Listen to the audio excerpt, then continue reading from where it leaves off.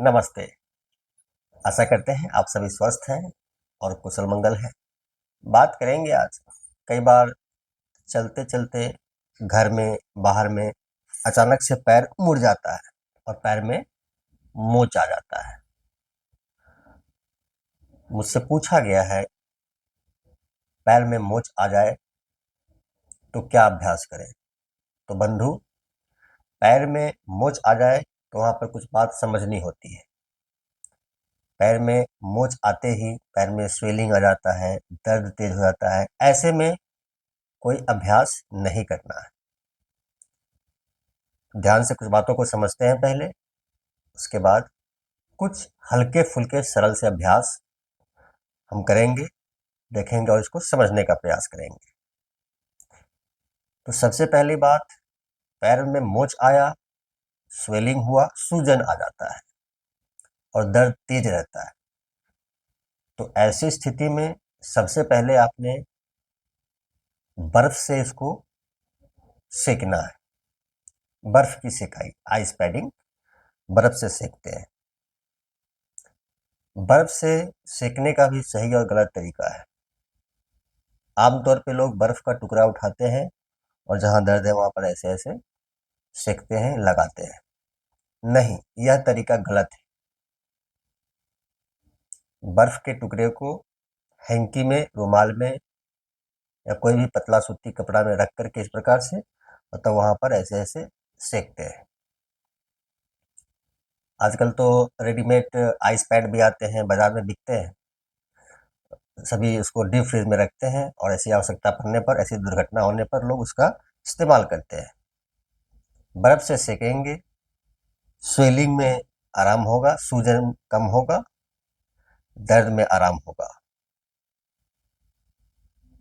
और गरम पट्टी, गरम पट्टी को भी बांधना है सही तरीके से। उसके भी सही गलत तरीके हैं। किसी भी जानकार व्यक्ति से समझ करके और तब उसको बांधते हैं। इससे भी दर्द में आराम होता है, स्वेलिंग में कमी आती है। जब लेटेंगे तो एक ऊंचाई ले लेते हैं और ऊंचाई पर इस प्रकार से पैर को रखते हैं। पैर ऊंचा रखेंगे। कोशिश करेंगे पैर की गतिविधि को कम करने की। कई दफ़ा, कई बार संभव नहीं हो पाता है कि लेटे-लेटे हमारा काम नहीं हो पाता, कई बार निकलना पड़ता है। तो ऐसी स्थिति में आपने जो स्लीपर, सैंडल या शूज़ पहनते हैं, जूते, वो आरामदायक होने चाहिए और कोशिश करें समतल ज़मीन पर चलने का। इसके बाद भी दर्द बहुत तेज है, कोशिश करना चाहिए दर्द निवारक दवाइयों से, मेडिसिन से बचने का। लेकिन अगर दर्द बर्दाश्त से बाहर है, बर्दाश्त नहीं कर पा रहे हैं, अति पीड़ादायक है, तो ऐसी स्थिति में पेन किलर का सहारा ले लेने में कोई बुराई नहीं। एक दर्द निवारक गोली ले सकते हैं।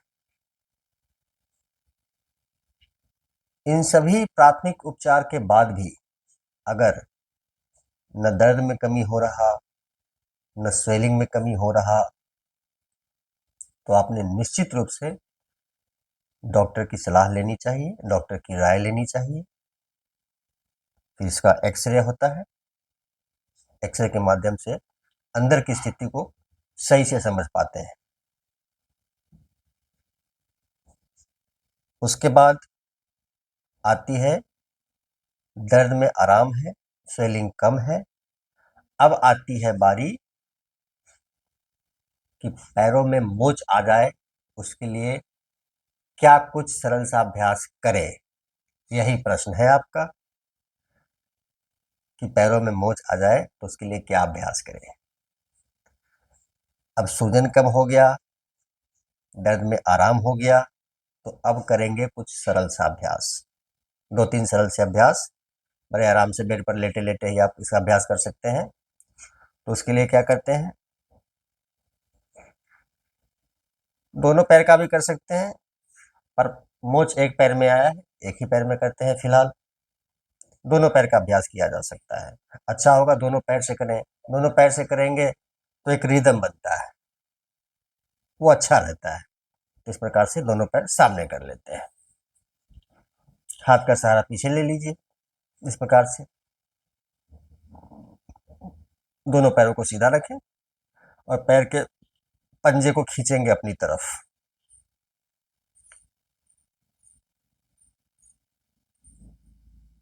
मैं फिर से कहूंगा, क्षमता अनुसार। ऐसी स्थिति में 5 सेकेंड कहते हैं, होल्ड करें। धीरे धीरे पैर के पंजे से जमीन को छूने का प्रयास। 5 सेकेंड। तो 5 सेकेंड ऊपर की तरफ, 5 सेकेंड सामने की तरफ। 10 बार अपनी तरफ, 10 बार सामने की तरफ। इसका अभ्यास करेंगे सारा ध्यान यहाँ पे रखते हुए, क्योंकि मैं आपसे बात कर रहा हूं तो आंखें खोल के बात करनी है। आप जब करेंगे तो आंखें बंद करके सारा ध्यान यहाँ पर। दोनों हाथ का सहारा पीछे ऐसे लेकर रखेंगे।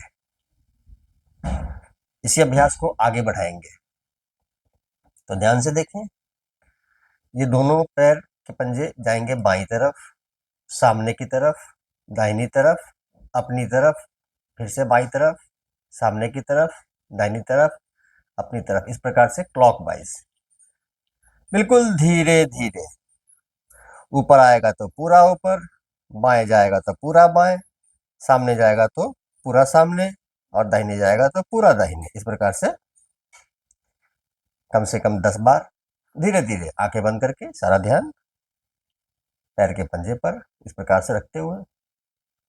ठीक इसी प्रकार से एंटी क्लॉकवाइज भी, अपनी तरफ पूरा, दाहिनी तरफ पूरा, सामने की तरफ पूरा, बाईं तरफ पूरा, फिर से अपनी तरफ। ऐसी स्थिति में आप ध्यान देंगे घुटने मुड़ने ना पाए, घुटने मुड़ने ना पाए, घुटने सीधे रखेंगे, पैर सीधा रहेगा।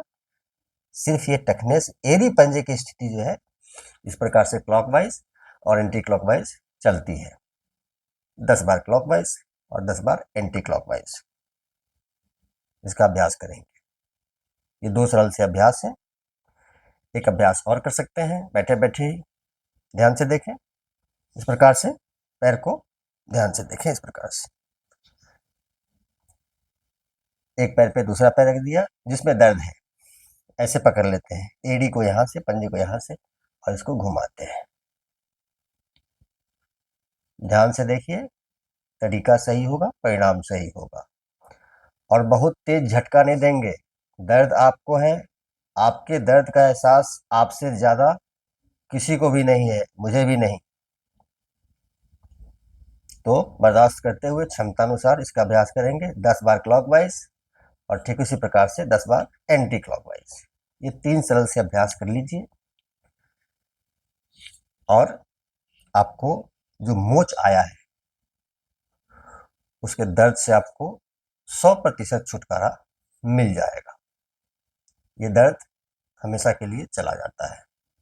लेकिन सबसे पहले कुछ प्राथमिक उपचार जो हमने आपसे शेयर किया अभी, उसका विशेष ख्याल रखना है। अभ्यास बाद में आता है। सूजन दर्द में आराम होने के बाद ही अभ्यास की बारी आती है। इसीलिए इतनी बात करनी पड़ी आपसे, क्योंकि आपने मुझसे पूछा पैरों में मोच आ जाए तो क्या अभ्यास करें। तो तुरंत अभ्यास नहीं करना है बंधु, मेरे भाई। तो इस प्रकार से आपने देखा, अभ्यास करिए, लाभ उठाइए। जिन्हें भी ऐसी समस्या आ जाती है उनके लिए है यह अभ्यास। तो अभ्यास करें और लाभ उठाएं। वीडियो को लाइक कीजिए, मुझे फॉलो कीजिए और वीडियो को शेयर भी कर दीजिए। पूरी जानकारी लोगों के पास पहुंचती है, सही परिणाम निकल करके आता है, सभी को लाभ होता है। अगर चैनल पर नए हैं तो सब्सक्राइब जरूर कर दीजिएगा। आप सबका मंगल हो।